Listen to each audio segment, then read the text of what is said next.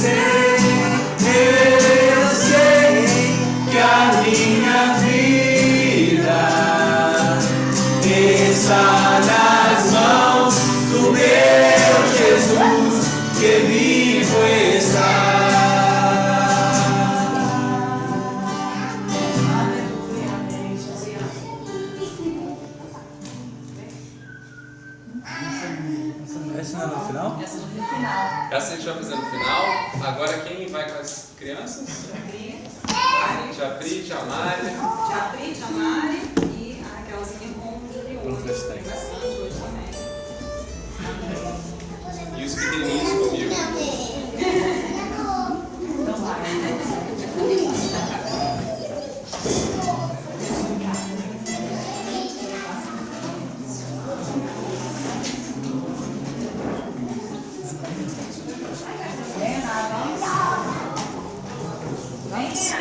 Vai pra Tiju, ó.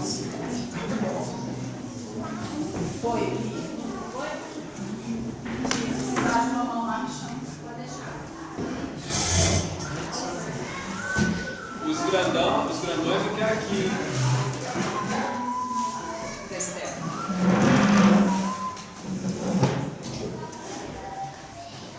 Vem, Pedrão, vem, Pedrão.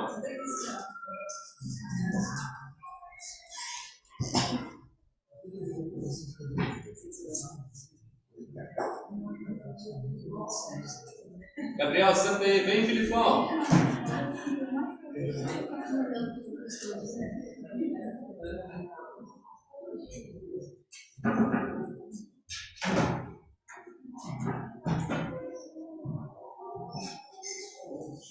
Gabriel.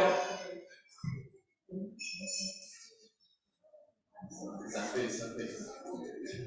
Bora, Pedrão, Cara da comida aí, ó. Vai fugir não. Senão a gente vai terminar na bola. Olha, mas daí é mesmo. Pessoal, hoje a gente vai ler um pouquinho. Eu separei alguns versos. Na verdade, algumas passagens que eu gostaria de ler com vocês juntos. Eu vou dar as passagens logo no início para vocês já irem abrindo e a gente fazer um momento mais participativo. Mas Deus tem incomodado o meu coração esses dias para a gente falar sobre esse tema que eu vou falar hoje, que é a missão da igreja. Né? Nós estudamos muito nos últimos dias, né? A primazia de Cristo sobre a igreja e a importância da igreja como um corpo de Cristo. Né? Mas a igreja de Cristo não é constituída para ser estática no mundo, ela é constituída para ser dinâmica. E essa dinâmica, ela tem um objetivo, ela tem um alvo, ela tem uma direção. E essa direção é a mesma direção que Jesus apresentou no seu ministério. Quando Jesus esteve aqui, ele tinha um propósito. Jesus mesmo vai falar que a minha vontade, quando questionado se ele tinha fome, ele disse que a minha fome é fazer a vontade daquele que me enviou. E Jesus constitui os seus discípulos para uma missão. Então a gente vai falar dessa missão. Mas antes de a gente falar dessa missão, antes de a gente falar desse chamado da igreja, eu queria começar deixando uma pergunta para a gente. Né? E eu estou falando aqui para esse povo aqui, que está aqui, que é o povo que tem escutado muito falar de Cristo e da igreja, porque somos os chamados santos de Deus. E eu tenho uma notícia boa para a gente, né? E é só boa, na verdade. Não se sintam tristes. Mas Jesus não veio mais para nós. Nós já somos dele. Mas existe um mundo lá fora que não conhece Jesus. E agora que nós somos dele, nós temos responsabilidade em pregar para esse mundo que não conhece Jesus, que Jesus é Deus, que nele a gente tem a salvação, que somente por ele a reconciliação com Deus é feita. Então nós hoje, graças a Deus que fomos alcançados pela graça do Senhor, somos da família do Senhor. Mas não podemos descansar aqui, não devemos. A expressão do amor a Deus, a expressão do nosso amor em Jesus agora, é pregar o Evangelho de Cristo. Então a gente vai falar sobre isso. E a primeira pergunta que a gente tem que ter, sabendo disso, por que o homem precisa de Deus? Por que o mundo precisa de Deus? Alguém tem uma resposta?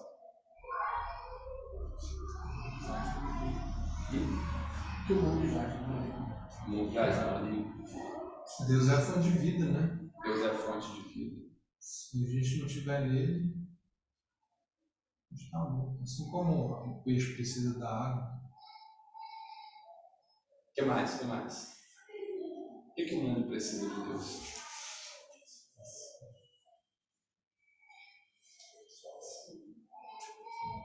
O mundo precisa ser salvo.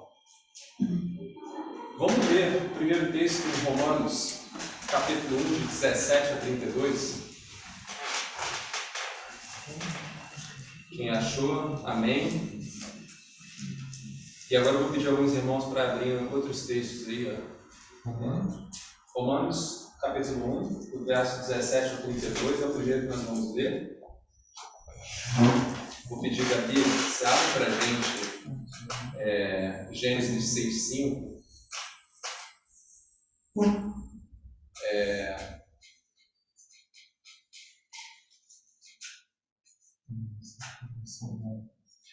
Depois, quem puder abrir Gênesis 11:4.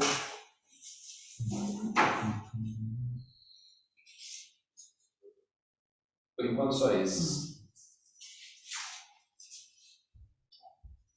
Eu vou ler esse texto de Romanos, porque ele é o maior que tem, e a gente vai responder essa primeira pergunta, né? Por que o homem, por que a humanidade precisa de Deus? Texto em Romanos 1:17 diz assim: porque no Evangelho é revelada a justiça de Deus, uma justiça que do princípio ao fim é pela fé, como está escrito, o justo viverá pela fé.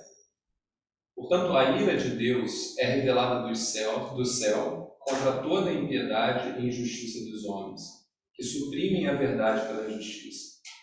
Pois o que de Deus se pode conhecer é manifestado entre eles, que Deus lhes manifestou.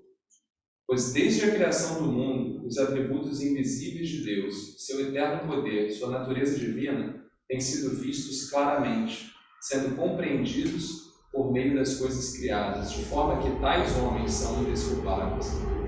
Porque, tendo conhecido a Deus, não o glorificaram como Deus, nem lhe renderam graças.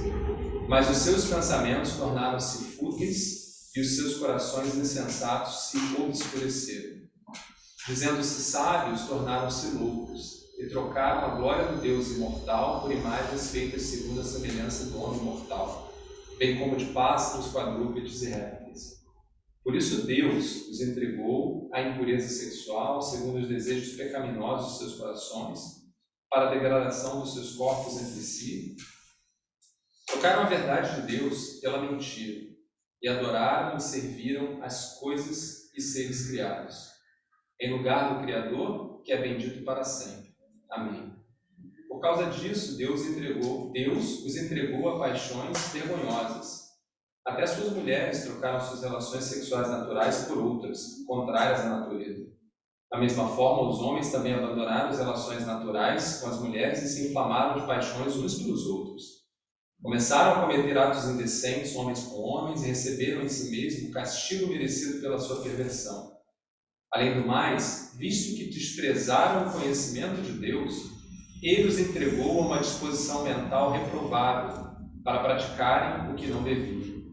Tornaram-se cheios de toda sorte de injustiça, maldade, ganância e depravação. Estão cheios de inveja, homicídio, rivalidades, engano e malícia. São bisbilhoteiros, caluniadores, inimigos de Deus, insolentes, arrogantes e presunçosos. Inventam maneiras de praticar o mal, desobedecem a seus pais, são insensatos, desleais, sem amor pela família, implacáveis. Embora conheçam o justo decreto de Deus, de que as pessoas que praticam tais coisas merecem a morte, não somente continuam a praticá-las, mas também aprovam aqueles que as praticam. Esse texto de Romanos mostra para a gente que a ira de Deus está sobre a humanidade caída. Então, quando a gente pergunta por que o homem precisa de Deus, a resposta é muito simples. O homem está afastado de Deus e, consequentemente, debaixo da sua ira. O homem está debaixo da ira de Deus contra o pecado. Só que essa verdade não está no mundo. Essa verdade está com os santos. Nós conhecemos essa verdade. Nós estamos lendo o livro de Romanos e sabemos que o homem que está no mundo precisa de Deus. Mas por que o homem que está no mundo não sabe que ele precisa de Deus? Esse texto de Romanos também ajuda a explicar isso. Quando o homem se afasta de Deus no mundo, o que acontece com o comportamento desse homem? Aqui o texto está dizendo.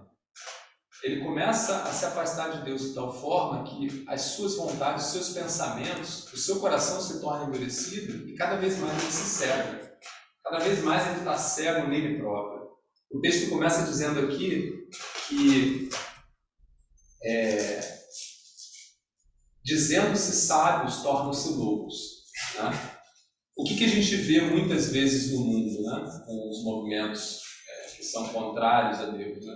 A gente vê, na verdade, o label, né? a designação de sabedoria, né?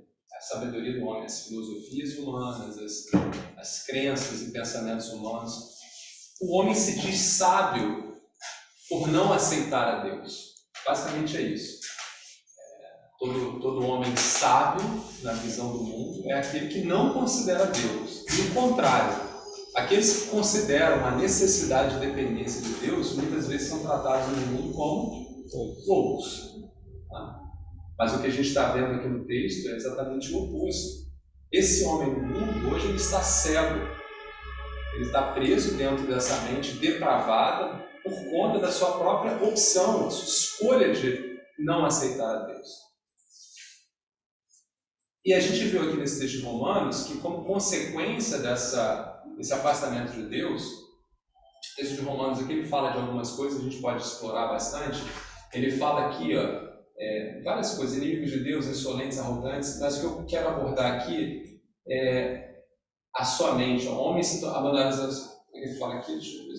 Aqui, além do mais, visto que desprezam ou desprezaram o conhecimento de Deus, ou seja, reconhecer a Deus, desprezaram reconhecer que Deus existe, Deus os entregou a uma disposição mental reprovável para praticarem o que não deviam. Então, esses homens, com essa disposição reprovável, uma disposição mental que não agrada a Deus, eles vão cometer todos esses tipos de pecados que a gente viu narrados aqui. Mas aí eu quero sair desses pecados aqui agora e ler alguns textos. Vou pedir para a Gabi ler para a gente Gênesis 6:5. Quem está com Gênesis 11:4 aí que eu pedi? Pedi alguém? Não. Alguém pode abrir o Gênesis 11:4? Lê para a gente, Gabi, Gênesis 6:5. O Senhor viu que a perversidade do homem tinha aumentado na terra e que toda a inclinação dos pensamentos do seu coração era sempre e somente para o mal. Então, eu estou querendo contar aqui para a gente uma história, né? A gente está lendo agora Gênesis 6:5 e essa declaração de Deus aqui foi momentos antes de Deus começar a falar com Noé. Então Deus olha para o mundo, olha para a humanidade e vê toda essa depravação do homem tomando forma, né? A humanidade crescendo de uma forma que desagrada a Deus. O verso lá em Gênesis 11:4, lê para a gente, Biel. Já era um outro momento. Depois disseram, vamos construir uma cidade com uma torre que alcance os céus. Assim nosso nome será famoso e não seremos espalhados pela face da terra. Aí já é o episódio da Torre de Babel, onde os homens se juntam e querem alcançar os céus. Né? Se a gente for ler lá em Gênesis 19, a passagem que fala de Sodoma e Gomorra. E para quem conhece aqui a história, o que estava acontecendo em Sodoma e Gomorra? O nível de perversidade e maldade estava tanto que Deus dizia o quê? Que chega nos céus, né? Então Deus queria destruir, tirar aquela cidade dali. E se a gente for um pouco mais adiante, lá em Êxodo 32, a gente vai ver a passagem lá do bezerro de ouro. Ali já o povo com Deus, né? Deus havia tirado o povo do Egito. Pouco tempo depois, quando Moisés tinha ido ao monte, o povo vai e faz um bezerro de ouro e começa a adorar aquele bezerro. Então, o que eu quero mostrar com isso? Por conta dessa rebelião contra Deus, que é o principal tema, né? Que faz com que o homem precise de Deus, porque ele está em constante rebelião, por conta disso, o homem sempre se afasta de Deus e sempre vai buscar esses maus caminhos. E, obviamente, isso aqui vai culminar num processo de degradação do homem até que, num dado momento, Deus vai intervir. Vocês se lembram que, em vários desses momentos, o que acontece ali no momento em que Deus fala a Noé? Deus vai trazer o dilúvio. Ele vai trazer uma... Como é que eu posso chamar aqui? No texto de Romanos fala. Deus vai trazer um juízo. Ele não vai permitir ou tolerar a maldade por muito tempo. Então, ali em Noé, ele vai trazer o dilúvio. Em Sodoma e Gomorra, ele vai trazer a destruição da cidade. Né? Ali, no bezerro de ouro, Moisés vai fazer o quê? Vai derreter lá o bezerro, né? Vai fazer aqueles beberem, eles vão passar mal ali. E a gente vai ter vários momentos assim. A gente, quando começar a ver as histórias, né, dos reis de Israel, você vai ver que Deus vai levantar tribos no torno de Israel para trazer justiça contra os atos falhos do povo de Israel. Então, vou trazer exemplo para vocês de dois exílios famosos que a gente deve conhecer, né? A Assíria, quando toma Israel do norte, né, as 10 tribos do norte, Deus vai profetizar sobre isso, né? Muito antes da Assíria fazer isso, Deus vai profetizar através do profeta ali, Isaías vai falar também, e Deus fala, eu vou trazer a Síria para... Isaías também. Jeremias e Isaías, os dois profetizam para ajudar, mas eles falam acerca também do que acontece em Israel do Norte. Mas lá em Israel do Norte, os profetas são mais comuns lá, Elias, Eliseu, e mais na frente... eu não sei se é Ageu, mas enfim. Mas Deus vai trazer então algumas tribos inimigas de Israel para trazer juízo sobre o povo por conta dos erros ou da maldade do povo. Mas o processo não acaba aí. Deus faz isso para mostrar ao povo que é dele, olha, vocês estão nesse padrão de escolher sempre a maldade. E por conta disso vem a justiça. Mas Deus nunca deixa de dar esperança. Em todos esses exemplos que eu estou contando aqui, de novo, no caso de Noé, o que acontece ali? Deus preserva Noé e a família. Tá? E faz um pacto com Noé, dizendo, olha, não mais destruirei a humanidade com as águas do dilúvio, e criei uma aliança com você. O arco-íris vai ser para eu sempre lembrar disso. Na verdade, Deus abre a oportunidade, né, Demetrios? Enquanto Noé construía a arca por mais de 100 anos deles, teve que... Sim, só sim. que o povo se arrependeu. Sim. E um bom ponto que o irmão levantou, a gente não pode esquecer disso, né? Mas eu vou falar porque esse ponto tem a ver com a missão da igreja, dos servos. Porque Deus abre a oportunidade de que forma? Deus envia o homem para pregar para o homem. Então, enquanto Noé estava construindo a arca, Noé estava profetizando. Noé estava falando para aquele povo, olha, vocês arrependam-se. Vocês estão errados. E Noé era tratado como? Louco. Enquanto Isaías estava falando para o povo que o povo ia sofrer um primeiro exílio lá, o povo Israel do Norte, com os assírios, e depois Judá com Nabucodonosor, Babilônia, Isaías estava dizendo, se arrependam. E o povo estava fazendo o quê? Ignorando. Então o ponto do Isaac é importante. Deus traz o juízo, Deus traz a justiça, mas Deus manda e envia os seus santos para pregar o arrependimento. Jeremias vai ser preso. Jeremias vai ser preso. E a gente vai ler um texto de Jeremias aqui, que é quando ele está preso.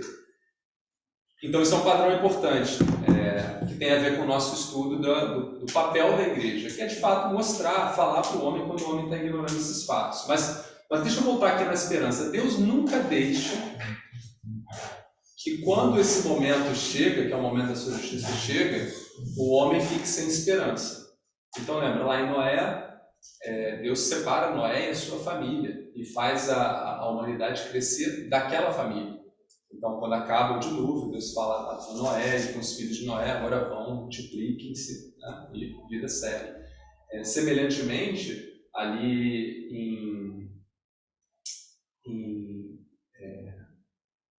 em Jeremias ou Isaías, a gente vai ler um texto agora, Deus fala, Deus promete que, olha, depois desse exílio, eu vou restaurar o meu povo. Tá? E esse é o texto que eu quero trazer para a gente agora. Deus sempre traz a promessa de restauração. Sempre traz a promessa de restauração para o povo. Agora vamos ler lá para a gente o texto de Jeremias 33, que vai ser o texto que a gente vai usar como base hoje. Jeremias 33, 14 e 22. Você está com ele aí, Isaac? Vou pedir para você ler para a gente. E eu quero focar nesse texto para a gente entender o padrão de esperança que Deus traz para esse povo, que mais uma vez é um povo que precisa de Deus e não sabe. Precisa de Deus, mas o ignora. Do 14 ao 22? Do 14 ao 22, Isaac. Ao fim de 7 anos, libertareis cada um a seu irmão hebreu, que te for vendido a ti e te houver... Isaac, você está em Jeremias 33? Não. Sim. No 34. Eis que vem dias, diz o Senhor, em que cumprirei a boa palavra que proferi à casa de Israel e à casa de Judá. Aqueles dias e naquele tempo farei brotar a Davi um rebanho novo de justiça. Ele executará juízo e justiça na terra.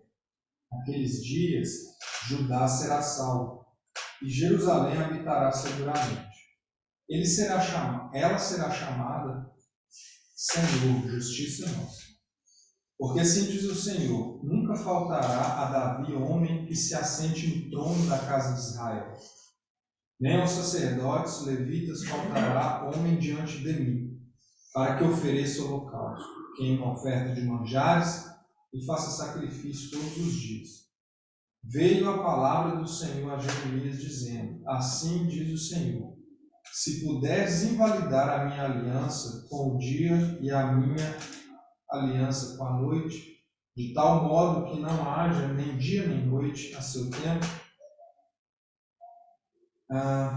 poder-se-á também invalidar a minha aliança com Davi, meu servo, para que não tenha filho que reine em seu trono, como também os levitas sacerdotes seus ministros. Como não se pode contar o exército dos céus, nem medir-se a areia do mar, assim tornarei incontável a descendência de Davi, meu servo, e os levitas que ministram no império. Essa passagem, ela traz duas coisas importantes para o nosso estudo de hoje. A primeira é mostrar o padrão de Deus aqui, oferecendo a esperança, prometendo a esperança para um povo que nesse momento aqui é Jeremias, né? Jeremias capítulo 33, se não me engano, ele está preso nesse momento agora, ele está vendo, nesse momento Nabucodonosor já tinha invadido, então ele está vendo a destruição da cidade, as pessoas estão sofrendo, então, a gente não tem como imaginar isso agora, mas você imagina se a gente passa por uma guerra, uma crise, enfim, há sofrimento, há dor, há tristeza e há um espírito de falta de esperança. Tá? E o texto está dizendo aqui que Deus vai restaurar essa esperança. Então, a primeira coisa, o primeiro padrão importante é isso. Deus está sempre restaurando essa esperança para o homem. Só que aqui tem algo especial nesse texto, e a gente vai ler vários textos semelhantes a esse. Porque aqui Deus concretiza essa esperança, mas agora ele não é mais uma esperança pontual, uma esperança somente para aquele momento na história. Ou, vou dar um exemplo, né? Teve ali a batalha, Deus restaurou, como restaurou várias vezes, né? E dali o homem seguiu sozinho. O que eu quero falar com isso? Você vê que o padrão do homem sem Deus, esse homem sem Deus, ele prospera, não é uma palavra boa para isso, mas ele entra numa depravação, essa depravação gera um conflito, esse conflito gera uma justiça, que gera um desespero, que necessita de uma esperança. E aí, quando essa esperança vem, esse homem é restaurado, vive bem de novo, e aí o ciclo começa. E esse ciclo de subidas e descidas, ou subidas e quedas, nesse homem afastado de Deus, ele é constante, ele não tem fim. Por quê? Porque Paulo vai dizer também, né, lá em Romanos, que essa natureza do homem, ela tem uma tendência. A gente leu também quando Deus fala ali, antes em Gênesis 5, 6, que o desejo do homem, a tendência do homem é fazer mal, é buscar o mal. Então isso é uma espiral. Isso não, ele vai fazer o mal, vai cair, vai sofrer, vai pedir ajuda, Deus vai trazer ajuda, vai ser restaurado, vai subir e vai ficar. Isso não vai acabar. E Deus aqui nessa fala para Jeremias, ele fala de algo que é perene, de algo que a partir daquele momento em diante vai acabar. Porque ele fala aqui de um homem que vai ser diante dele justo. Ele fala aqui, porque assim diz o Senhor, naqueles dias e naquela época farei brotar um renovo justo da linhagem de Davi. Ele fará o que é justo e certo na terra. Renovo muito. Renovo, para identificar que é uma pessoa, mas embaixo você tem aqui o pronome ele, né? Então, fala dele, né? Esse renovo, que é da linhagem de Davi, ele fará o que é justo e certo na terra. E naqueles dias Judá será salva e Jerusalém viverá em segurança.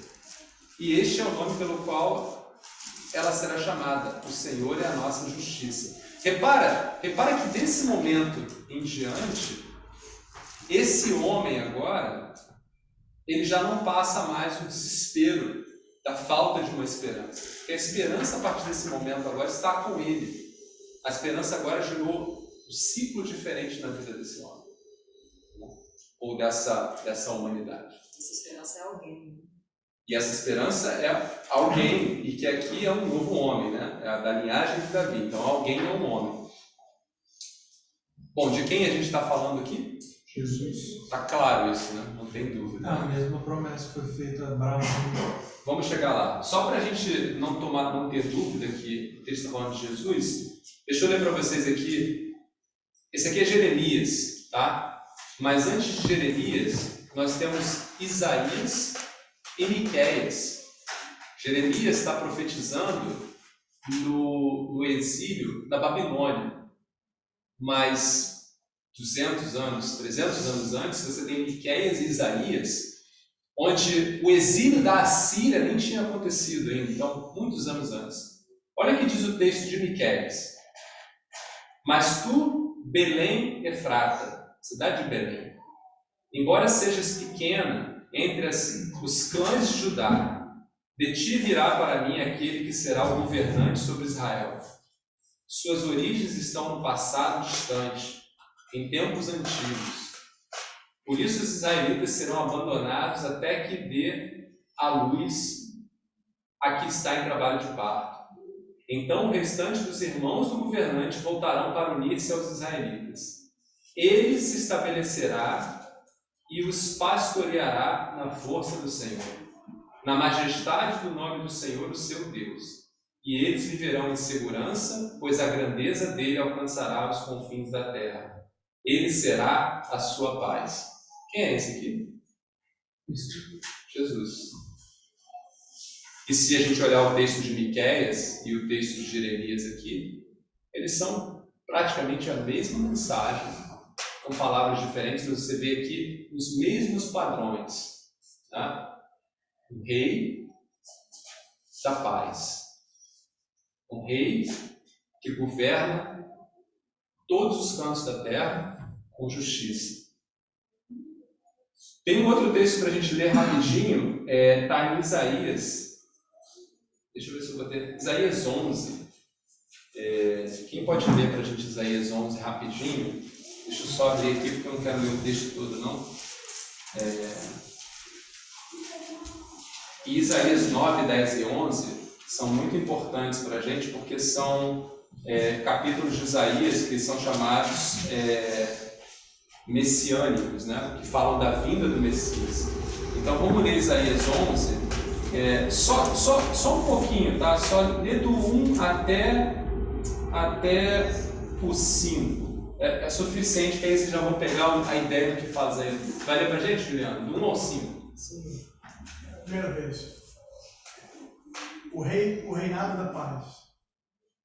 Virá um descendente do rei Davi, filho de Jessé, que será como um ramo que brota de um topo, como um broto que surge das raízes. O Espírito do Senhor estará sobre ele e lhe dará sabedoria e conhecimento, capacidade e poder. Ele temerá o Senhor, conhecerá a sua verdade e terá prazer em obedecer. Ele não julgará pela aparência, nem decidirá somente por ouvir dizer, mas com justiça julgará os necessitados e defenderá os direitos dos pobres. As suas palavras serão como uma vara para castigar o país, e com o seu sopro ele matará os maus. Com justiça e com honestidade ele governará o seu povo. Quem é esse? Jesus. Ótimo. É outra pessoa? Não. Então, ó, repara, pega a historinha. Esse povo, esse homem que não entende que precisa de Deus, ele vive num ciclo de perdição. E sobre ele está a ira de Deus. Mas Deus não quer isso para esse homem. E Deus tem, então, uma promessa que é efetiva. E essa promessa é a promessa em Cristo. Cristo é essa promessa. E quando Cristo vem, tudo que nós lemos ali, paz, justiça, que a gente vai falar daqui a pouquinho, né? O reino de Deus, todas essas coisas serão estabelecidas. Então aqui, obviamente, esses homens do passado, e esse é o ponto que eu queria chegar, esses homens do passado, eles viviam por essa promessa. Repare, Isaías está profetizando, Miqueias está profetizando, Jeremias está profetizando. Isaías vai profetizar, um texto que é muito conhecido nosso, Isaías 9, 6, 7, a gente lê muito, né, na época de Natal, porque um menino nos nasceu, um filho nos foi dado, e o governo está sobre os seus ombros, e ele será chamado Maravilhoso Conselheiro, Deus Poderoso, Pai Eterno, Príncipe da Paz. Ele estenderá o seu domínio, e haverá paz sem fim sobre o trono de Davi, e sobre o seu reino, estabelecido e mantido com justiça e retidão, desde agora e para sempre. O zelo do Senhor dos Exércitos fará isso. Então, repare, isso é muito claro para a gente, que Jesus, então, é a promessa do fim desse ciclo para esse homem que está caído, para esse homem que perece por conta do seu relacionamento ausente de Deus, relacionamento distante de Deus. E a gente viu aqui muitas coisas importantes que eu não quero passar batido, não. A primeira coisa que eu vi não sei se os irmãos prestaram atenção, em todos os textos que nós lemos, o texto enfatiza, e eu acho isso fantástico, que isso não é algo que não ia acontecer. Nós sabemos que aconteceu. Jesus veio, e nós sabemos mais ainda que Jesus vive. Mas esses irmãos aqui do passado, eles não tinham essa verdade, eles tinham uma promessa. Mas eu faço a pergunta aqui, eles tinham condições de crer nessa promessa, mesmo não vendo? O que vocês acham? Eles têm. As pessoas que receberam essa promessa. Claro que muitos não creram, mas alguns creram. Eu entendo que sim, porque o texto dá margem para a gente entender isso. Por quê? Porque Deus está dizendo que Ele vai fazer isso independente do homem. Quer ver isso? texto de Jeremias que nós lemos, olha que interessante.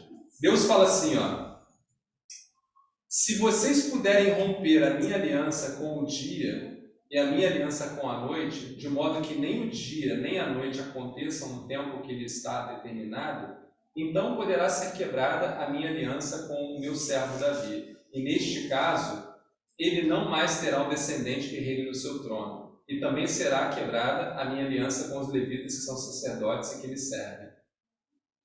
Perceberam isso?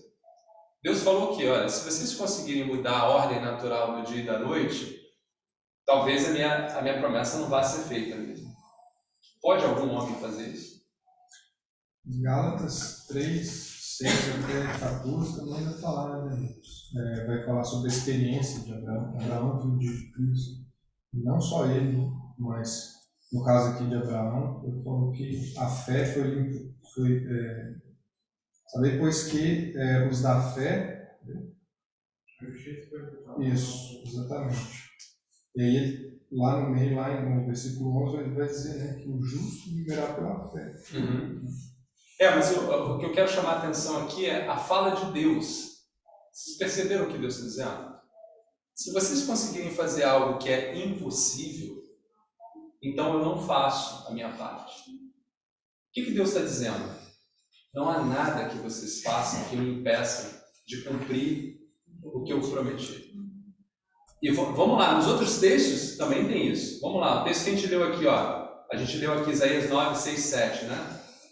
O menino nasceu, no final diz assim, ó: desde agora e para sempre, o zelo do Senhor dos Exércitos fará isso.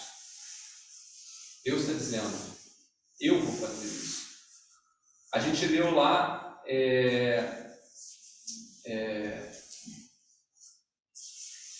a gente leu também o texto de Miqueias 5:2, né? Ele fala aqui, ó: embora seja pequena a cidade pequena, de ti virá aquele que será o governante sobre Israel. Suas origens estão no passado distante, em tempos antigos.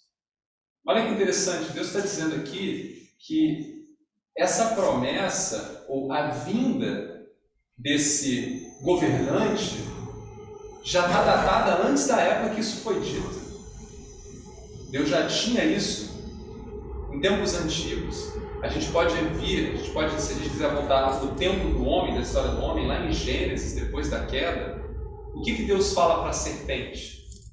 Quem lembra? Que Eva nasceria no descendente que pisaria a cabeça do serpente. O descendente de Eva, o descendente, fala de um que pisaria a cabeça da serpente.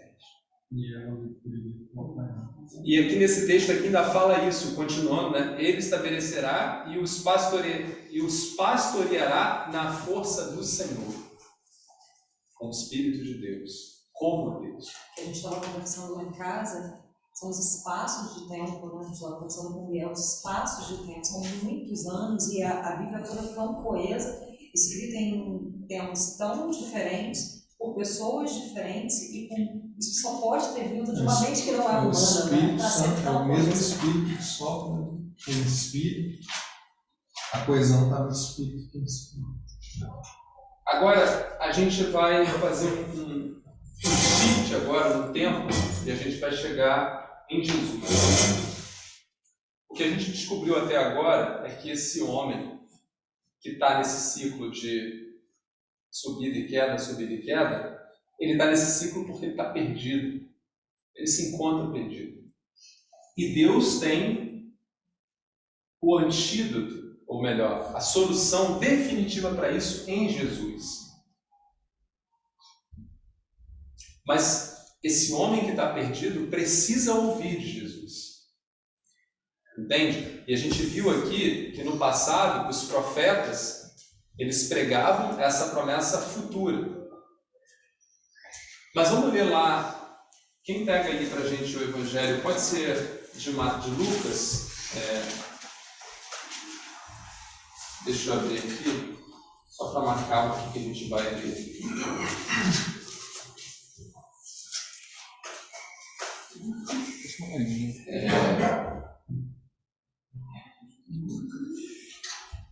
Espera aí só um minutinho. Lucas.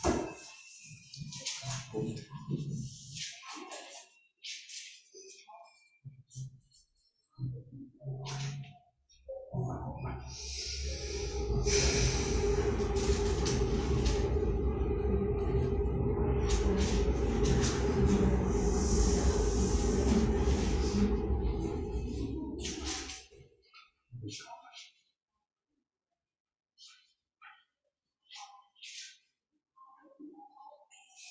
não é Lucas que eu quero, não. Só que isso eu Não, perdão, é Marcos, mas eu posso ler aqui.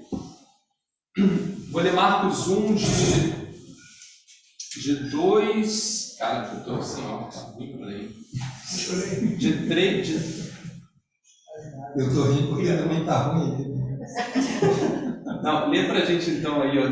É do 2 mesmo. Do 2 até o 8. Marcos o quê? Marcos 1, 2 a 8. Caraca, você que tá com a vista boa. Posso ler? Posso? Pode. O profeta Isaías tinha escrito. Ele escreveu o seguinte: Deus disse: eu enviarei o meu mensageiro adiante de você para preparar o seu caminho. E o profeta escreveu também: alguém está gritando no deserto: preparem o caminho para o Senhor passar. Abram estradas retas para ele.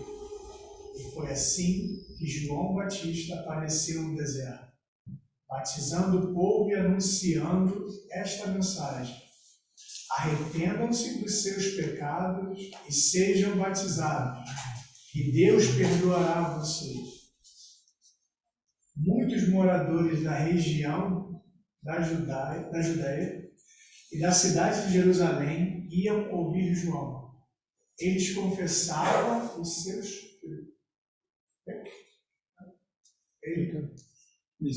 seus pecados. Eles confessavam os seus pecados e João os batizava no Rio Jordão. Ele usava uma roupa feita de pelos de camelo e um cinto de couro e comia gafanhotos e mel do mato. Ele dizia ao povo: depois de mim vem alguém que é mais importante do que eu, e eu não mereço a honra de me abaixar e desamarrar as correias das sandálias dele. Eu batizo vocês com água, mas ele os batizará com o Espírito Santo. Olha, obrigado, Juliano. Então, repara que aqui, ó, aqui já é, a gente está falando aqui do Novo Testamento, já está falando muito tempo depois de Jeremias, Isaías, né? E Deus não deixa de enviar os seus profetas para fazer o quê? Para pregar ao mundo o quê? O arrependimento desses atos contra Deus. Tá? E é isso que João Batista vai fazer. Pergunta: João Batista não é contemporâneo de Jesus? Sim. Sim. Eles são contemporâneos, mas ele é mais. Ele está pregando antes. Talvez você pegou aquele texto que fala aqui que esse que clama no deserto para preparar o caminho, né? Isabel, que era a mãe de João Batista, ficou grávida pouco tempo antes de Maria, que deu à luz a Jesus. Uma coisa de, sei lá, 6 meses. Acho que isso fala 6 meses, né? Então, João pregava, né, o arrependimento, já sabendo que Jesus iniciaria o ministério dele. Tem até uma cena interessante que quando Maria vai visitar Isabel, na barriga de Isabel, onde estava João Batista, se mexe. Por quê? Porque na barriga de Maria estava Jesus.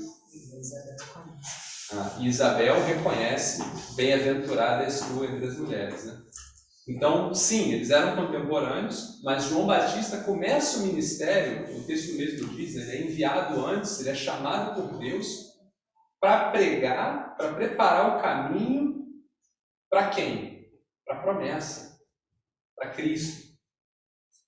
Mas repara, de novo, todos os profetas até aqui estão pregando o quê? Pregando o arrependimento. Arrependam-se desse caminho que vocês escolheram, que é um caminho de andar sem Deus. e creiam em Deus. No passado, creiam na promessa. Agora João Batista está falando o quê? Vai chegar um depois de mim que é maior que eu, do qual eu não sou digno nem de desatar as sandálias. Então, e ele está falando ali, ele vai batizar com o Espírito Santo. Então João está declarando que esse aqui é maior, e que nós temos que crer nesse aqui. E vai ter uma passagem mais adiante que João Batista, quando vê que Jesus inicia o ministério dele. Essa palavra ministério você pode entender como a vida de pregação, a vida de proclamação. Quando ela inicia, Jesus vai iniciar isso, não assim que ele nasce, vai iniciar mais ou menos uns 30 anos. Por isso que ele inicia um pouco depois de João Batista. Quando ele começa o ministério dele, João Batista diminui o dele. João Batista vai falar, agora é necessário que eu diminua para que ele cresça. Por quê? Porque João Batista reconhece que ninguém melhor que a própria promessa, que a própria solução, que o próprio Evangelho pregue sobre o Evangelho de Deus. Então, João Batista reconhece a sua insignificância. Por isso que ele fala, eu não sou digno de... cara, é Jesus, eu sirvo aí. E aí nós temos Jesus iniciando seu ministério. Paulo vai falar uma coisa importante para a gente lá em Romanos, de novo, Romanos 1, agora lá no início. Quem lê para a gente Romanos 1, mas agora é só de 1 a 14, de 1 a 4, perdão, 1 a 4. Quem ainda não leu, ele lê para a gente. Romanos 1, de 1 a 4. Paulo, servo de Cristo Jesus, chamado para ser apóstolo, separado para o Evangelho de Deus, o qual foi prometido por ele de antemão, por meio dos seus profetas nas Escrituras Sagradas, acerca de seu filho que, como homem, era descendente de Davi, e que, mediante o Espírito de santidade, foi declarado Filho de Deus com poder, pela sua ressurreição dentre os mortos. Jesus Cristo, nosso Senhor. Olha que lindo, quero que os irmãos prestem atenção nisso. Chamado para ser apóstolo, separado para o Evangelho de Deus. O Evangelho de Deus. Evangelho, essa palavra Evangelho, é também boa nova. A mensagem de Deus, a boa nova de Deus. E aí Paulo continua. O qual foi prometido por ele, por Deus, de antemão, por meio dos seus profetas nas Escrituras Sagradas. Lembra que nós lemos? Isaías, Jeremias, Miqueias. O que Deus estava prometendo no Evangelho dele, na mensagem dele? O que Deus estava prometendo? Jesus. Não estava prometendo Jesus? Não era essa a solução? Olha o que Paulo vai falar. O Evangelho de Deus acerca do seu Filho. Então está coerente. Então agora Paulo, depois de Jesus, escrevendo a Epístola aos Romanos, falando, olha, o Evangelho de Deus, a mensagem de Deus para os homens, sempre foi apontar para o Filho, para Cristo. E eu estou confirmando isso aqui, desde o passado até agora. E aí Paulo continua, que a palavra de Deus é sensacional, né? Acerca do seu filho, que como homem era descendente de Davi. Ou seja, em todos os textos que nós lemos no passado, o renovo de Davi, a raiz de Jessé, né? Meu servo Davi, linhagem de Davi, e agora de Davi. Ou seja, é a mesma história.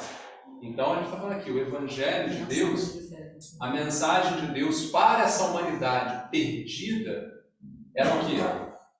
Que o sofrimento de vocês vai acabar em Jesus. Quando vocês se arrependerem dos maus caminhos de vocês e vocês creiam agora em Jesus, creiam no passado que Deus ia enviar Jesus e agora creiam nele, que ele foi enviado. E a gente vai ver como é que isso é falado mais claramente agora por Jesus. Por Jesus. Que a mensagem do creia em mim, todo aquele que crê em mim não pereça, terá a vida eterna, Jesus vai falar isso claramente. Porque Jesus vai colocar que ele é o reino de Deus, ele é Deus. Então Jesus, lá em Mateus 9, 35, 38. Vamos ver o que Jesus, agora no seu ministério, o que Jesus está falando para esse povo perdido. Alguém quer ler? Posso ler? Jesus ia passando por todas as cidades e povoados, ensinando nas sinagogas, pregando as boas novas do reino e curando todas as enfermidades e doenças. Ao ver as multidões, teve compaixão delas, porque estavam aflitas e desamparadas, como ovelhas sem pastor. Então disse aos seus discípulos: a colheita é grande, mas os trabalhadores são poucos. Peçam, pois, ao Senhor da colheita que envie trabalhadores para a sua colheita. Duas coisas importantíssimas nesse texto para a gente ver. A primeira coisa, Jesus, que é o Senhor da colheita. Jesus está pregando o quê? As boas novas do reino. O que são as boas novas do reino? Nós vamos descobrir nas próprias falas de Jesus. Ele próprio.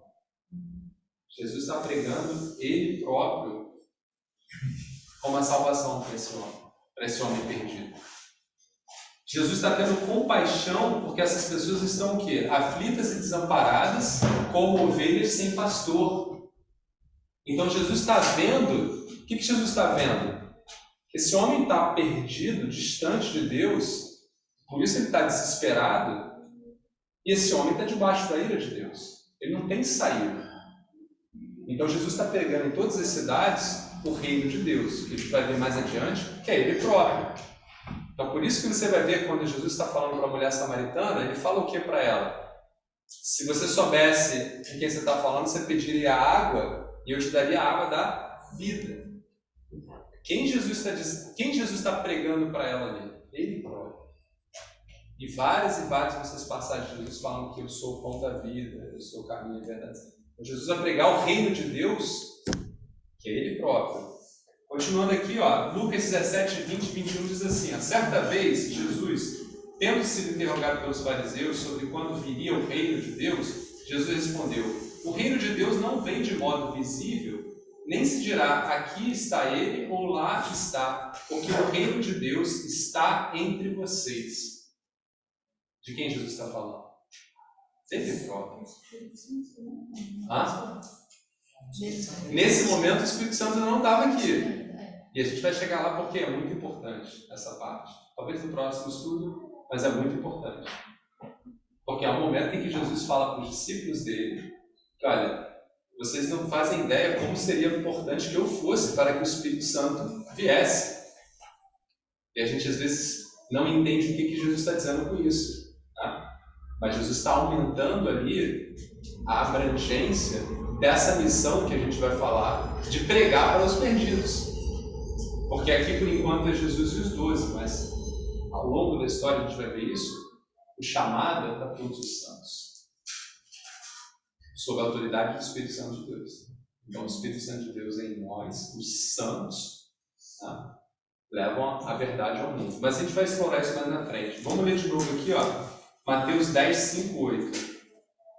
Vamos ler agora rapidinho. Quem puder, abre em Mateus 10, 5, 8. Lucas 4, 43. João 4, 34.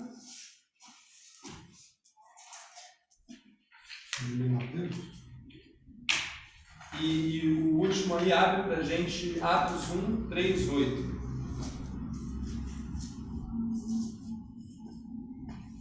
Vamos lá, quem abriu primeiro aí? Mateus 10, 5, 8. A estes 12 enviou Jesus, dando-lhes as seguintes instruções: não tomeis rumo aos gentios, nem entreis em cidades de samaritanos, mas de preferência procurai as ovelhas perdidas da casa de Israel, e, à medida que seguides, pregai que está próximo o reino dos céus. Curai enfermos, ressuscitai mortos, purificai leprosos, expeli demônios. De graça recebestes, de graças dai. Deixa eu fazer uns comentários antes de seguir. Olha que interessante. O texto que nós lemos, Mateus 9, de 35 a 38, que é o final do capítulo 9, Jesus está falando, Jesus tem compaixão do povo, Jesus está pregando o reino de Deus, e ele fala, eis que a seara é grande e não há ceifeiros. Então ele fala, orem ao Senhor da seara, para que ele envie o quê? Mais trabalhadores. Capítulo 10, agora é o Senhor da seara, que é Jesus, fazendo o quê? Escolhendo os discípulos e enviando. E qual é a missão que ele envia aqui? A mesma coisa. O que ele fala? Por onde forem, preguem esta mensagem: o reino dos céus está próximo. Quando o texto fala o reino dos céus está próximo, aqui a gente pode entender. Jesus está falando dele mesmo. Eu estou aqui com vocês. Mas Jesus também está falando da salvação nele. Porque o reino dos céus, ele é encontrado em Jesus. Não há um outro caminho.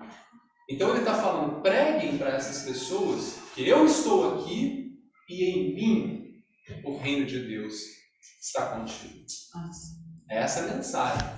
Mas a gente vai desempacotar mais essa mensagem porque ela é importante para a gente entender que mensagem é essa. Então, lê o próximo, quem leu o próximo texto lá, Lucas 4:43? Eu. Lê.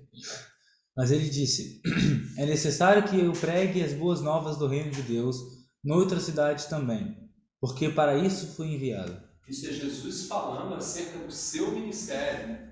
Jesus falando, é necessário que eu pregue as boas novas do reino de Deus em outras cidades, porque para isso fui enviado. Olha, interessante. Jesus entende a missão dele como sendo a missão de pregar ao homem perdido as boas novas do reino de Deus, que é ele próprio, porque ele foi enviado para isso. João 4:34. Disse-lhe Jesus, a minha comida é fazer a vontade daquele que me enviou e realizar a sua obra. Olha, duas coisas interessantes. Primeiro é que toda a obediência de Jesus ao envio para o qual ele foi chamado. Então ele foi enviado para uma missão. E a missão dele é concluir a obra de Deus. E qual era a obra de Deus? Cristo próprio, ele próprio. A obra de Deus era enviar o Filho do homem perdido. Continuando aí, agora Atos 1:3-8, aqui já é Jesus. Agora é importante a gente pontuar essas coisas no tempo. Até agora nós falamos do ministério de Jesus enquanto ele estava aqui. Atos já é Jesus ressurreto e momentos antes dele ascender. O que é isso? Jesus ressuscitado, ele tem um encontro com os discípulos, ele dá as últimas instruções e ele ascende, e agora Jesus está, como nós estudamos em Hebreus, à direita de Deus. Vamos ver o que Jesus fala. Quem está com o texto? Gabi. Depois do seu sofrimento, Jesus apresentou-se a eles e deu-lhes muitas provas indiscutíveis de que estavam vivos. Apareceu-lhes por um período de 40 dias, falando-lhes acerca do reino de Deus. Certa ocasião, enquanto comia com eles, deu-lhes esta ordem: não saiam de Jerusalém, mas esperem pela promessa de meu Pai, da qual falei a vocês. Pois João batizou com água, mas dentro de poucos dias vocês serão batizados com o Espírito Santo. Continua, Bíblia. Até o 8. Então, os que estavam reunidos lhe perguntaram: Senhor, é neste tempo que vais restaurar o reino de Israel? Ele lhes respondeu: não compete a vocês saber os tempos ou as datas que o Pai estabeleceu pela sua própria autoridade, mas receberão poder quando o Espírito Santo descer sobre vocês e serão minhas testemunhas em Jerusalém e em toda a Judéia, Samaria e até os confins da terra. Olha que interessante agora. Então Jesus tinha a missão dele bem definida. E aqui no texto fala de novo, né? Pregando o reino de Deus e, por consequência, pregando ele próprio.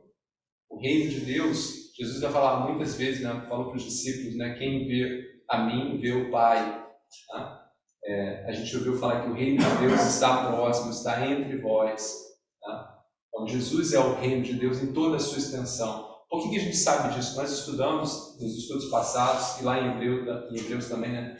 Todas as coisas são dele, por ele e para ele. Então não existe reino de Deus sem Cristo. Então ele é o reino. E tudo aquilo, a gente leu no livro de Efésios, né? Todas as riquezas, todas as glórias de Jesus que fazem parte desse reino estão contidas nele, de modo que somente nele nós temos acesso ao reino, por meio da fé. Então, crendo em Jesus, nós somos salvos e recebemos o seu reino. Mas olha aqui, ele fala, aqui ele está no momento de ascensão, e ele fala para os discípulos agora: vocês receberão o Espírito Santo vai descer sobre vocês, e vocês serão minhas testemunhas em Jerusalém, em toda a Judéia e Samaria, e até os confins da terra. Aqui, de novo, Jesus já tinha chamado os discípulos para fazer essa mesma missão, para participar dessa mesma missão, mas agora, nesse momento, Jesus não está mais com eles. Agora, nesse momento, os discípulos vão andar sós. Mas eles não vão andar sós. O próprio texto diz aqui que eles vão andar com o Espírito Santo de Deus. E aí, para a gente só fechar essa parte, vamos ler aqui, ó, João 15:16. Quem puder abrir lá para a gente.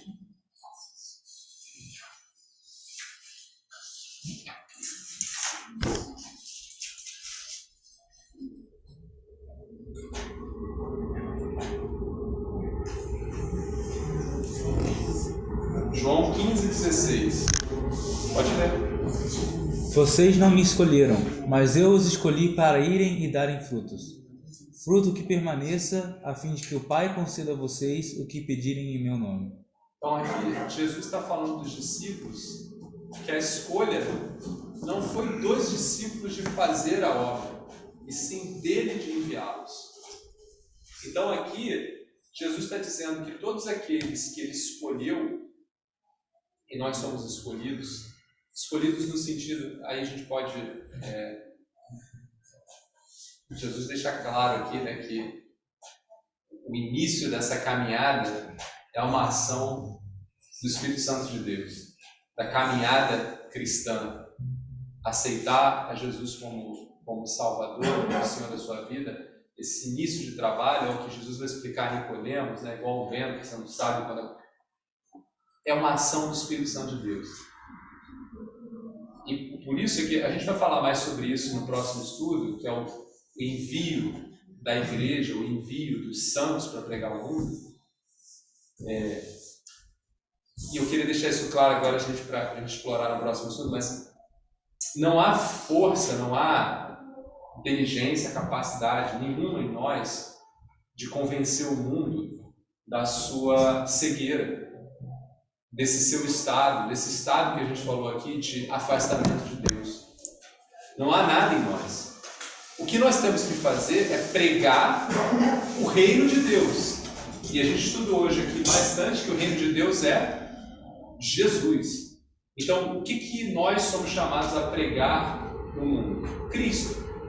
A sua vida, a sua morte, a sua ascensão, a sua vinda. Nós somos chamados a pregar Cristo. Por quê? Porque Cristo é essa esperança que Deus deu ao homem desde a antiguidade, desde o passado. E nós hoje somos chamados a pregar isso.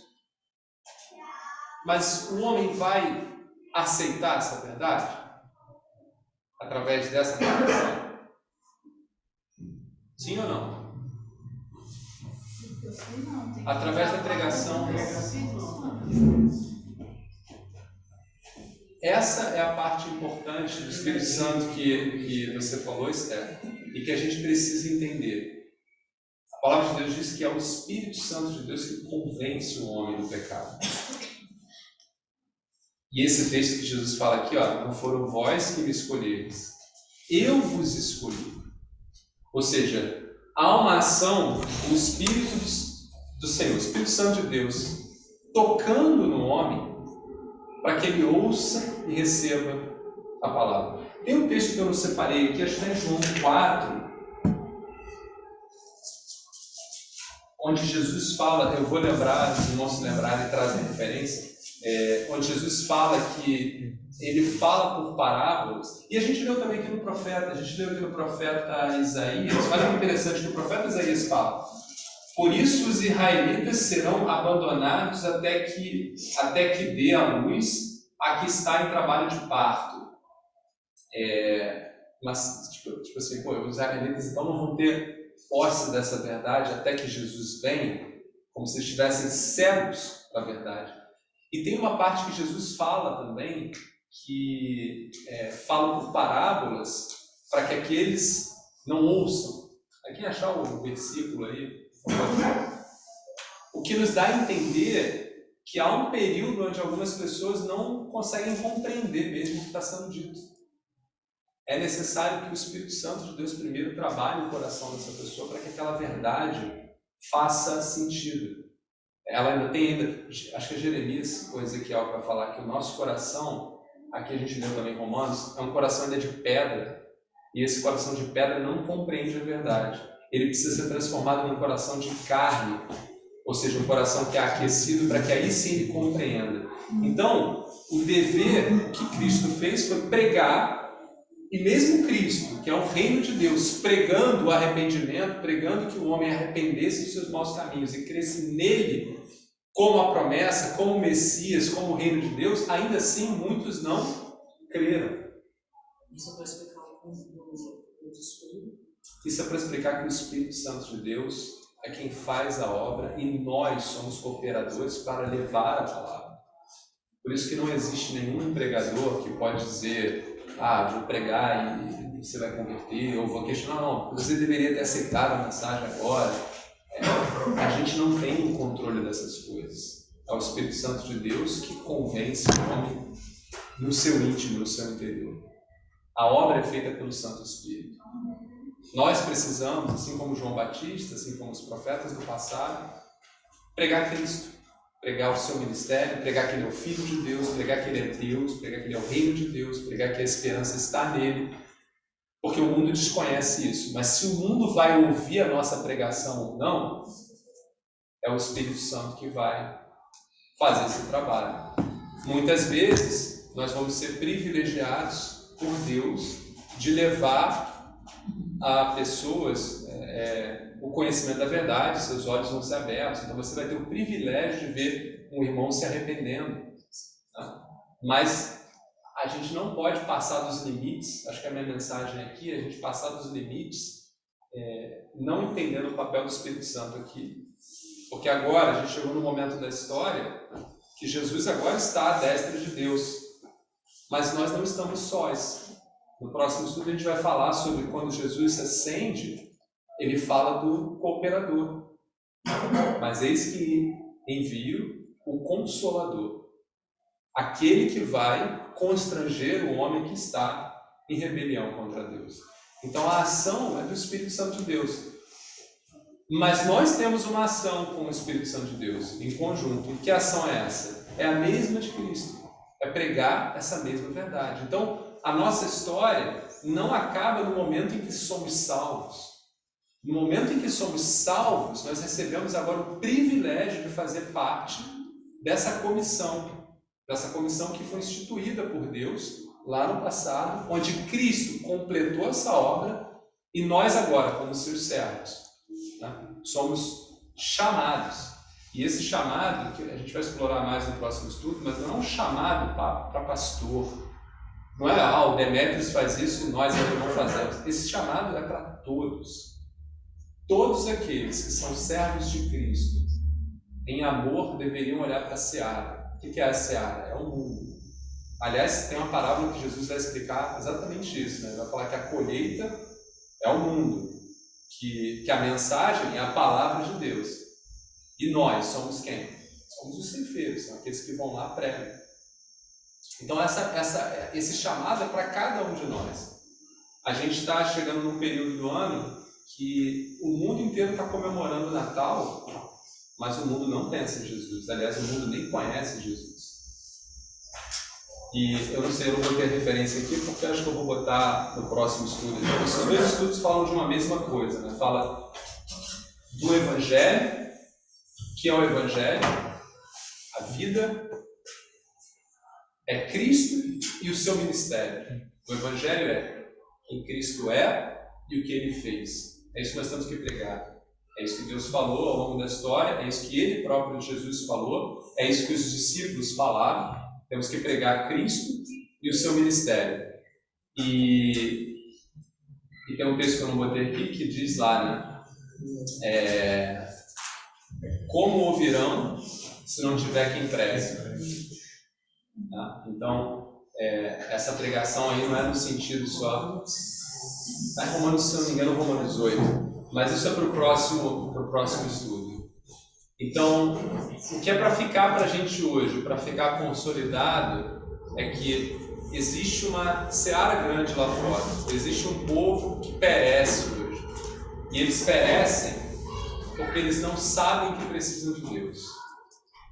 Estão afastados de Deus de tal forma que a mente está distorcida. E nós precisamos pregar o reino de Deus. E pregar o reino de Deus é pregar Cristo. E todo o seu ministério. Vida, morte, ressurreição, ascensão e segunda vida. Nós temos que pregar isso. Mas, eventualmente, alguns terão seus olhos abertos pela ação do Espírito Santo de Deus. Outros vão rejeitar. Não compete a nós decidir. Não compete a nós escolher para quem a gente vai pregar. E pior, não compete a nós, uma vez que fomos salvos, é só estacionamento do carro. Não compete a nós, uma vez que fomos salvos, agora sentar no estádio santo e olhar o restante da obra. Nessa fusão de estudo com salvo. Eu vou falar sobre o chamado, a importância do chamado, Isaac. Então, tem vários textos que são importantes para a gente, né? Esse chamado é um privilégio, porque você percebe aqui que Cristo, o próprio Deus, teve isso como missão. Buscar a ovelha perdida, pregar a esse mundo perdido o reino de Deus.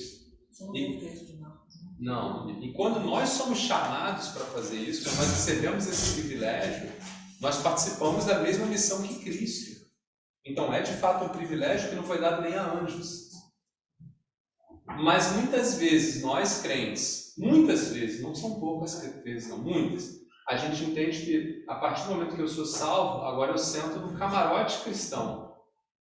Eu estou lá deixa o pessoal ali como é que eu posso falar aqui, na arena, morrendo, aqueles que se virem. Porque afinal de contas é o Espírito Santo que vai convencer o mundo, então eu não preciso estar lá. Não, está errado. Nós somos chamados para pregar Cristo a tempo e fora de tempo. Como essas pessoas vão ouvir a verdade se não tem quem fale? Mas se eu falar e a pessoa não ouvir? Não tem problema, tem vários textos aqui, Jesus. A gente leu um aqui, ele enviou os discípulos a eles falar da cidade, eles não ouviam. Você sai de lá. Porque ele fala, de graça recebei e de graça dá.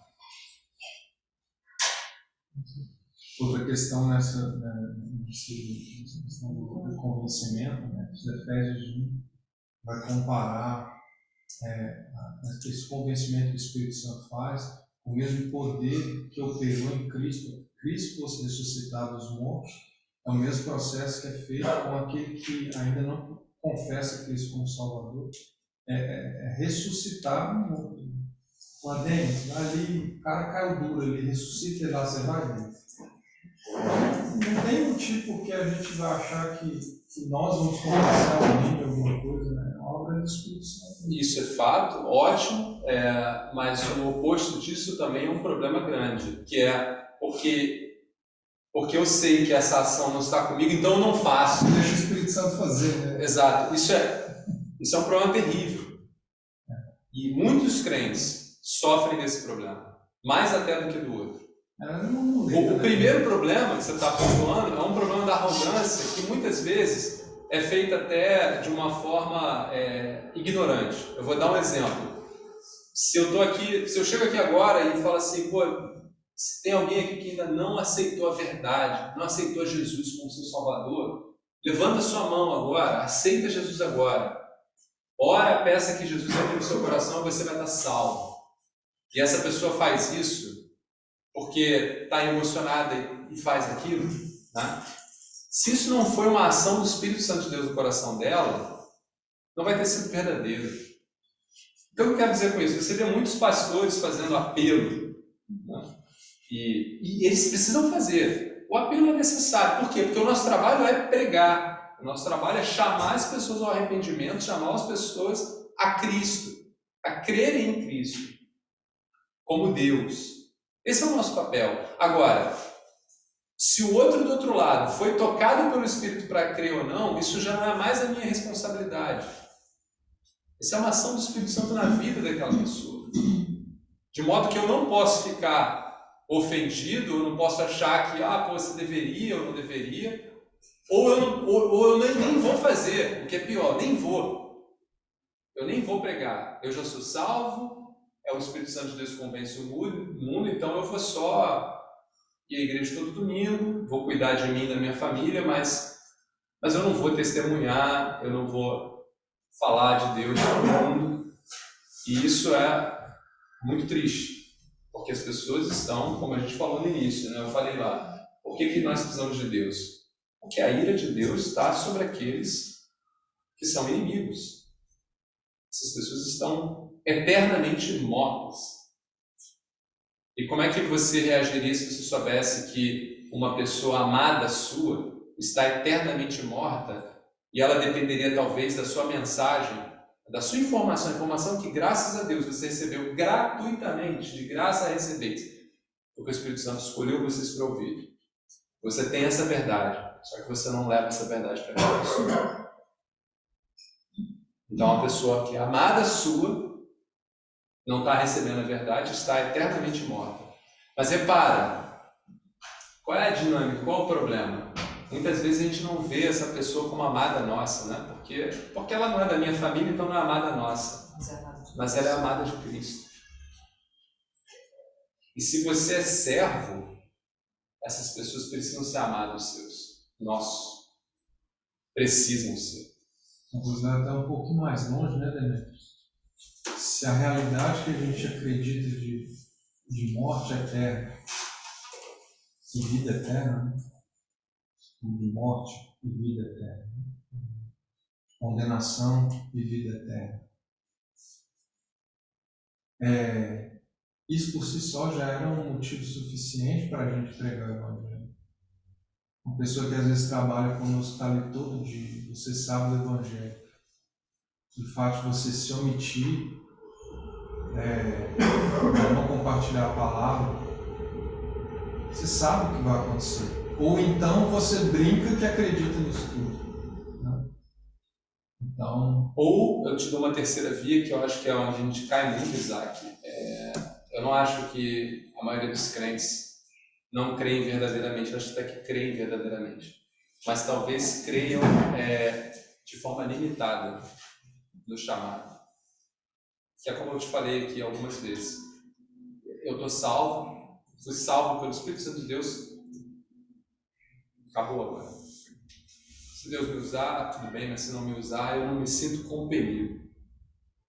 E para mim essa é uma ignorância teológica, uma ignorância do chamado. É uma ignorância de eu achar que agora que estou salvo, só espero a minha hora. Para mim o chamado é claro para a igreja. Ide por todo mundo, pregai o Evangelho a toda criatura. Por várias vezes Jesus falando dele. A gente viu agora aqui em Atos, né? A gente vai falar sobre o grande chamado de todos nós. Então, se a gente não entende isso, se a gente não entende que como servos, né, como santos, separados, temos agora, o que João vai falar? Vós sois luz do mundo, sal da terra.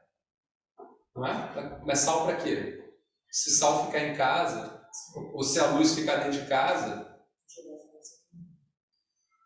Então nós temos que ter sim uma preocupação grande, se estamos levando o Evangelho de Cristo adiante.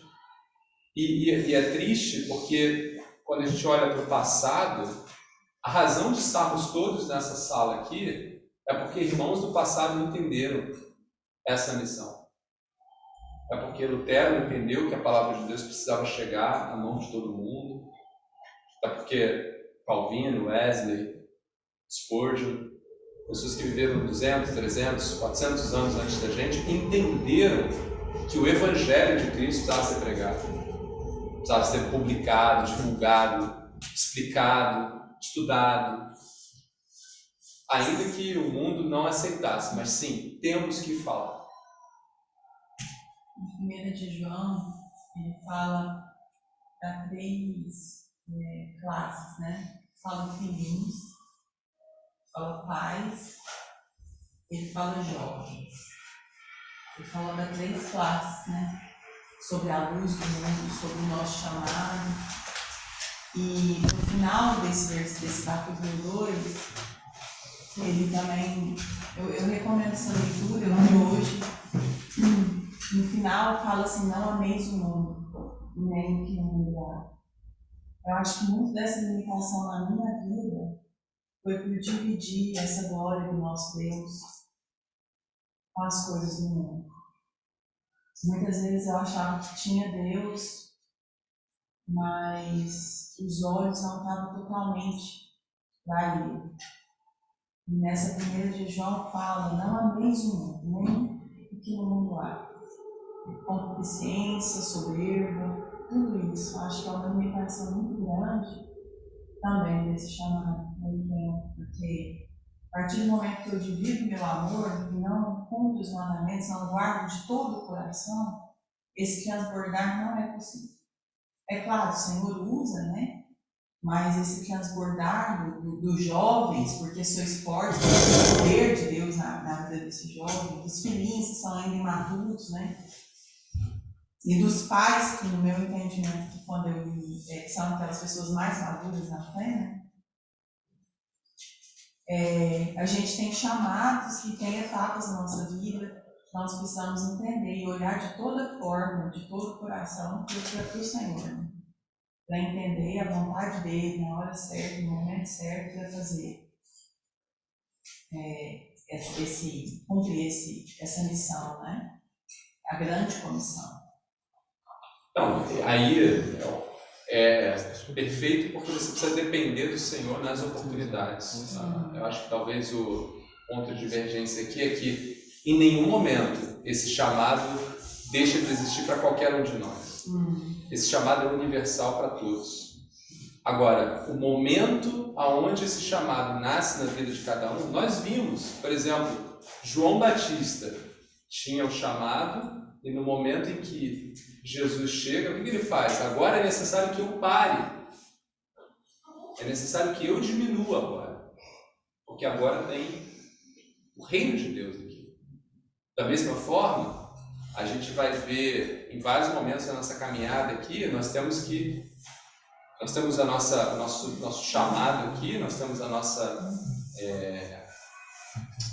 os dons dados e a gente vai preparar pela misericórdia de Deus, discípulos, pessoas, e em algum momento a gente vai passar esse bastão adiante. E precisamos. Porque isso não é Paulo que vai falar, né? Paulo vai falar isso, mas Paulo vai falar isso acerca do... o texto que eu quero pegar é aquele que é uns semeiam e outros colhem, né? Isso foi usado no Velho Testamento para falar da semeadura dos profetas e a colheita mais à frente. Paulo vai falar, não importa se é de Apolo, se é de Cefas, uns colhem, uns regam, outros colhem, né? Esse trabalho de cooperação e nos seus tempos diferentes, isso é fato. Não é que Deus vai chamar todos nós agora, nesse momento aqui, para ir para um determinado lugar e pregar a palavra agora. Pode ser como pode não ser. Deus levantou, por exemplo, numa mesma época, os moravianos de uma cidade, aquilo foi um evento sobrenatural de Deus, onde todas as pessoas ali, lideradas por um homem, né, começaram a pensar no trabalho missionário. Pode acontecer sim, pode não acontecer sim. O ponto não é esse. O ponto é, nós não podemos achar que esse chamado não é dado aos crentes. Isso é uma visão teológica errada. Você passa por uma vida achando que eu fui salvo e vida acabou, tá de boa, tô de boa no meu canto aqui, você está deixando de fazer a obra para a qual você foi chamado. A obra que você foi chamado foi, você foi resgatado e agora você precisa ir. E se você não vai, você está deixando de participar dessa missão especial, que é a missão de Cristo na vida da sua igreja. É o ide. Então, assim, esse chamado nós precisamos reconhecer. Se nós o praticamos ou não, se chegou o momento ou não, a gente tem que dobrar os joelhos e orar a Deus e entender por quê. Por que eu não compartilho dessa verdade que é primordial com o meu próximo? Porque, de novo, a gente falou, esse é um amado do Senhor que está eternamente morto. Eternamente separado. E se a gente não está lá, porque a gente acha que não deve estar lá, aí é um erro muito grande. Se a gente não está lá porque não chegou o momento, porque orando ao Senhor a porta ainda não foi aberta, aí tudo bem. Né? Paulo fala, por exemplo, numa das suas cartas... Mas é que orando você já está lá. Orando não, se você ora nesse sentido, entendendo e reconhecendo o chamado, o fato... Eu não estou dizendo que o ato precisa ser realizado. A questão é como o seu coração está em relação a essa verdade. Tá? Como é que o coração do cristão está em relação ao seu chamado nessa obra? Se o seu coração é de que eu entendo que eu deveria, mas não faço, a sua ação vai ser orar e Deus, por que não? Talvez Deus não queira. Talvez Deus não queira. Ou talvez Deus queira que você faça isso somente na sua casa, ou somente no seu trabalho. E através da sua vida.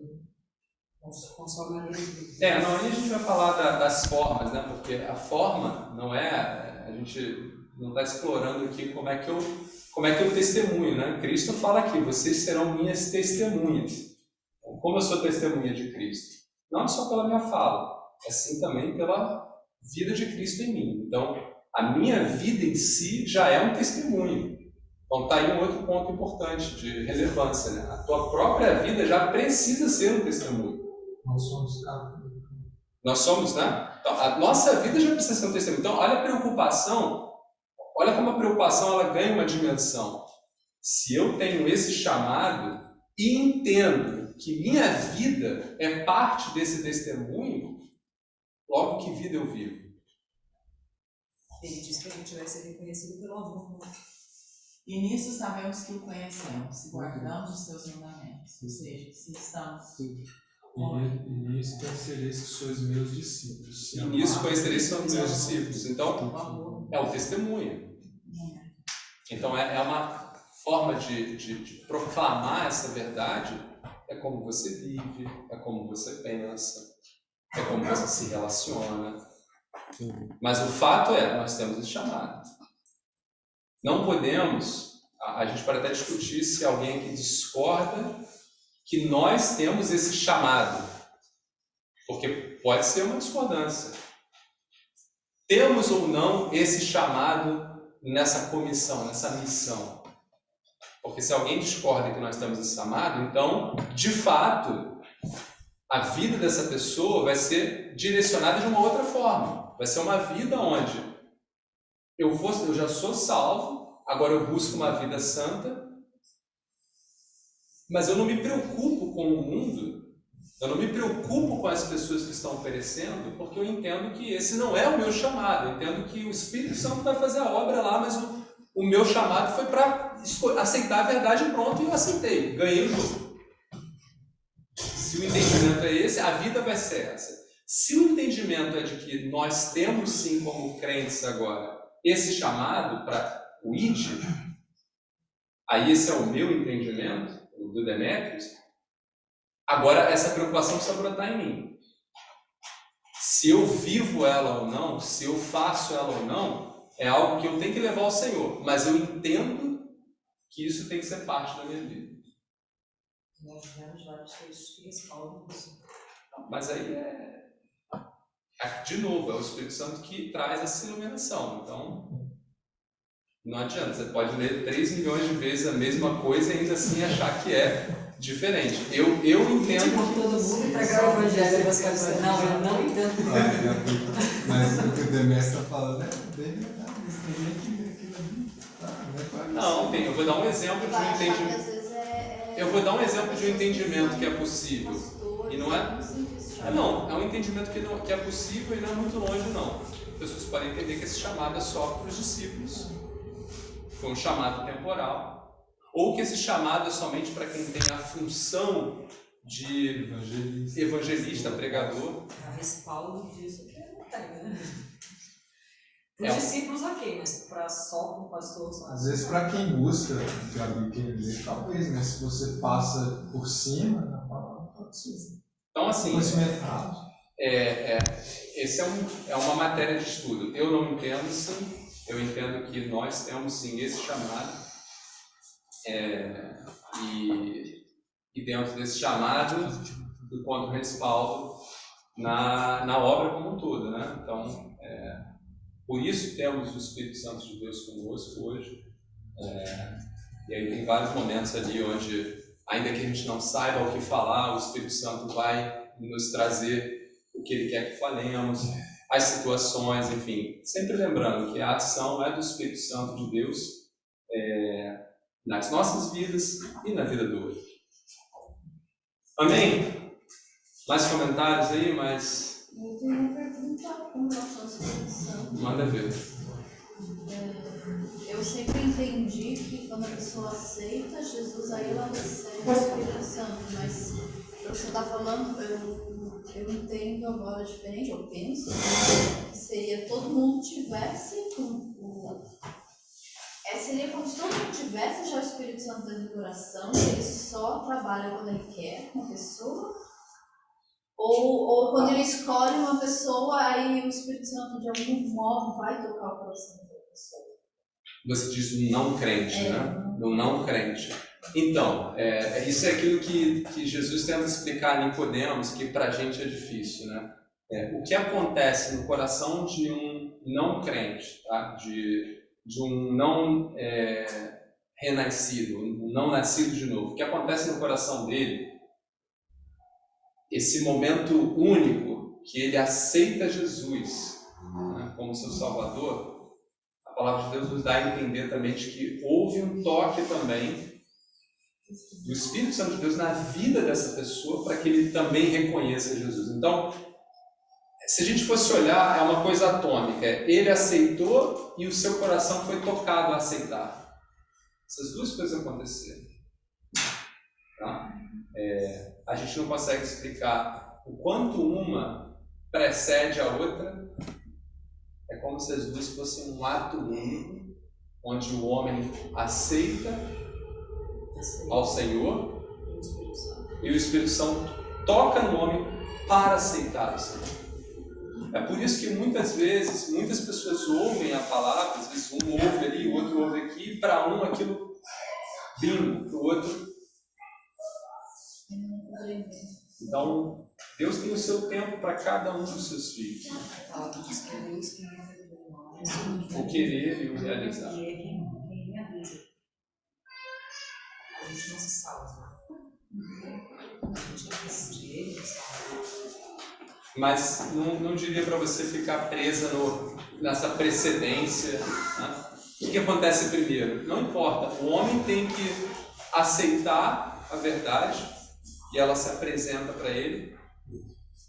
Mas a verdade também aceita o homem, toca no homem. A verdade é o Espírito Santo de Deus, esse homem tocando. Quando bate a porta do coração, ele se abre. Exatamente. Ele escritou a porta e bate, né? É como se o Espírito Santo estivesse ali, ó, te incomodando para você. Tem um testemunho desse cantor que canta Why Me Lord, um testemunho fantástico. Ele foi convidado para ir a uma igreja e o pastor começou a fazer o apelo e ele olhou para as pessoas ao redor dele e aí viu todo mundo ajoelhado, né? E aí o pastor foi e falou: se você aceita Jesus no seu coração, você levanta sua mão. E ele estava pensando nisso, né? Estava ali, na cabeça dele, né? Pô, a loucura isso que está acontecendo aqui. Mas ele sentiu que a mão dele levantou. Aí ele dando testemunho, ele fala, cara, coisa estranha, porque eu disse para mim mesmo que eu jamais faria um negócio daquele, mas a minha mão levantou. Aí ele disse que o pastor continuou a pregação e falou, se você tem o desejo de entregar sua vida para Jesus, vem aqui na frente. E ele disse que ele fala para ele mesmo, não, isso aí é uma coisa, isso é ridículo, nunca vou fazer isso. E daqui a pouco ele sente o corpo dele levantando e ele começa a caminhar até lá na frente. E aí quando chega lá na frente, o pastor pergunta a ele, né, se você aceita Jesus como seu salvador. E ele fala que ele ora para o pastor e fala, eu não sei nem o que eu estou fazendo aqui. E começa a chorar. E o testemunho que ele dá é de que ele sentiu naquele momento que necessitava de perdão por algo que ele nem sabia o que era. E que no momento em que ele pede perdão e aceita Jesus, que ele experimenta uma paz que ele não conseguia explicar. Na verdade, fala que ele sentiu um perdão por uma coisa que ele nem sabia que era, né? Ele não sabia nem o que era, se sentiu perdoado, né, por algo que ele nem imaginava, e uma paz que ele não conseguia descrever. Então eu entendo que a conversão é um pouco por aí. Você não explica muito ali, não é uma coisa muito, talvez, lógica e racional, porque tem a ação do Santo Espírito, né? Então só quem é convertido que lembra de como foi e entende, né, o que... E aí, mais perguntas, mais pontos? Não? Então a gente tem uma música para fechar, né, Pedrão? Algum comentário? Pedro, da minha família eu sou Pedro. Pedrinho, que eu sou Pedrinho. Mas você chama Pedrinha. Pedrinha na frente da estrada que eu chuto pra não ficar. Delzinho, o projeto era cheio de salmo, não é? Quando você falou da lua, do sol, dessa grandeza, eu lembrei de salmo. Assim que o projetor ligar. A gente lê junto o salmo também. Salmo.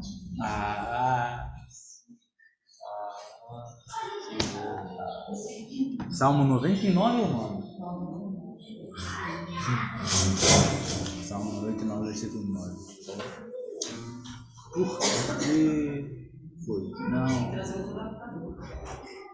Aqui que é porque aqui tem um, só que não tá mais aqui. Não tem mais. Não, tem um em casa, o pai usa.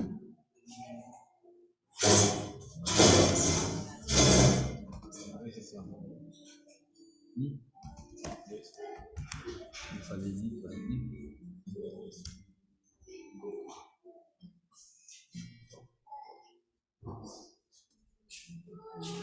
Não dá pra ler nada. Pode colocar salmos lá. Olha que está Salmos. Valeu, Pedro. Não, porque o Pedro tava apertando, ele parou. Aperta, Pedro, com força. Fica apertando, vamos subir. O que tu fez? Apertar funciona, hein? Mas a gente pode abrir, cada um tem a sua. Tu quebrou o computador. Junto, vamos? Melhor. O problema vão ser versões diferentes. Podemos ler isso também. Não, é só botar cada um na sua logo. versão, na mesma versão. Escolhe uma versão e a gente bota na mesa. Pode ser NVI? E vamos ver se for dessa vez. Não. Olha, tá na tela, só não tá fácil. Deixa aberto se piorar, gente.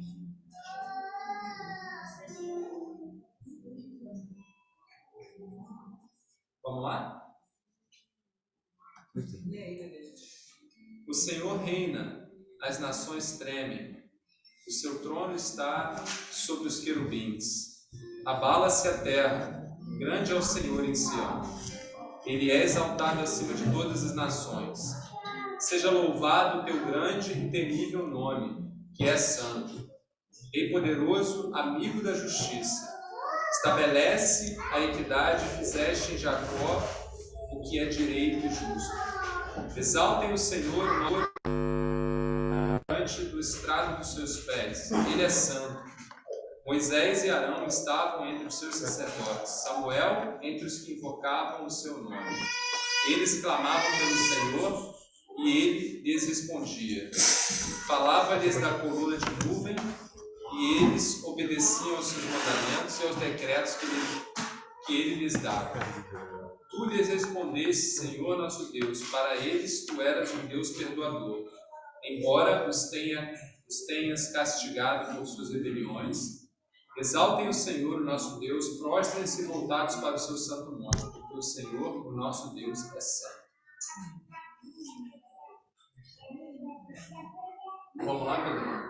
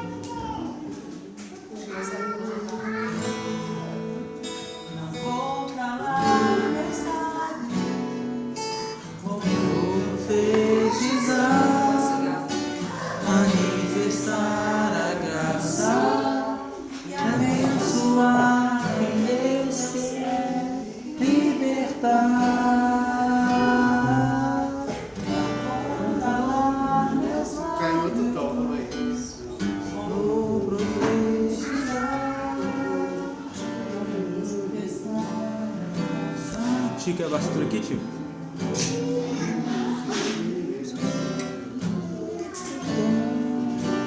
Calar meus lábios, vou profetizar, manifestar a graça, abençoar a quem quiser libertar. Não vou calar meus lábios, vou profetizar, manifestar a graça, abençoar quem quiser libertar. Sobre tua vida vou profetizar, nenhuma maldição te alcançará. Sei que Deus tem pra ti uma manancial, cujas águas nunca secarão. Sei que Deus tem pra ti uma manancial, cujas águas nunca secarão.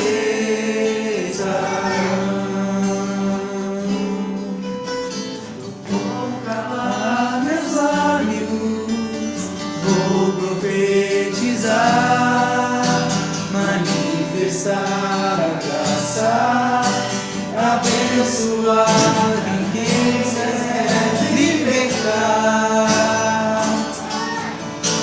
Não vou calar meus lábios, vou profetizar, manifestar a graça, abençoar quem Deus quer libertar. Sobre sua vida vou profetizar, nenhuma maldição te alcançará. Sei que Deus tem pra ti uma manancial, cujas águas nunca secarão. Sei que Deus tem pra ti uma manancial, cujas águas nunca cessarão. Que Deus tem pra ti uma manancial, cujas águas nunca cessarão. Sei que Deus tem pra ti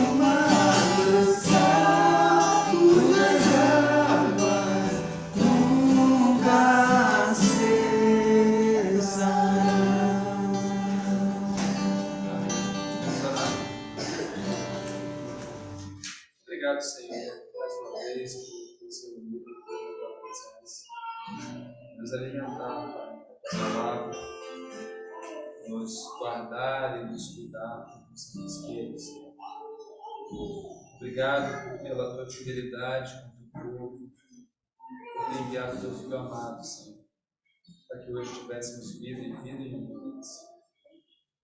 Senhor, que nossas vidas sejam, como a tua palavra diz, Pai, um testemunho vivo, que possamos, Pai, carregar em nós as marcas do teu Filho amado, de um mundo que carece, ó Pai, do Senhor, da tua justiça, que possam ver, ó Pai, em Cristo Jesus, teu Filho, através da tua igreja, Pai, dos teus ministradores, a esperança em nome de Jesus. Abençoa-nos, Pai, essa noite, abençoa a nossa caminhada, Pai. Possamos ser fiel à tua palavra, fiel ao chamado que temos do Senhor. Em nome de Jesus. Amém.